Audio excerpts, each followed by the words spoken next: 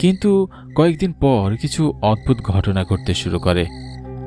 যেসব লোক রাতে শেষ চায়ের কাপ চুমুক দিত তারা আর কখনো বাড়ি ফিরত না। গ্রামের কয়েকজন বলতো চায়ের দোকানে বসে থাকতে থাকতে যেন সময় থেমে যায়।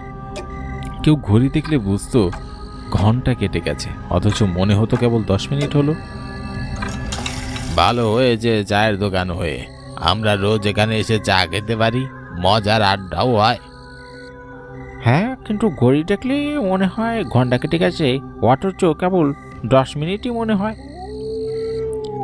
হ্যাঁ, তবে তো এটা আমাদের নেশাতে পরিণত হয়ে গেছে রে।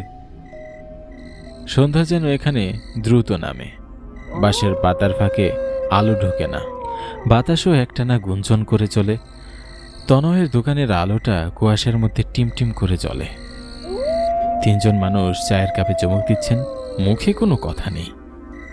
কাপটা নিঃশব্দে নামিয়ে রাখলেন ধৃতিমান কাকা।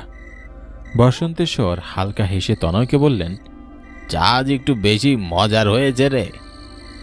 তনয় কিছু বলে না, শুধু তার সেই রহস্যময় হাসি, যেন সে কিছু একটা জানে যা বাকিরা জানে না। 3 জন উঠে দাঁড়ায়। হরিপদ কাকা একটু দেরিতে কাপ শেষ করেন, তার মুখে তখনও একরকম ঘোর লেগে আছে। ঘোড়াটা আমি একটু বসে যাই। ধৃতিমান কাকা আর বসন্তেশ্বর কিছু বলেন না, কেবল মাথা নাড়ে। 2 জন হাঁটতে হাঁটতে দূরে চলে যায়। কুয়াশা বাড়তে থাকে, বাতাসটা গা ছমছম হয়ে ওঠে।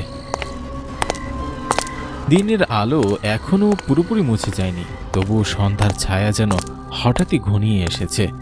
হাওয়া গা ছমছম করে বয়ে যাচ্ছে।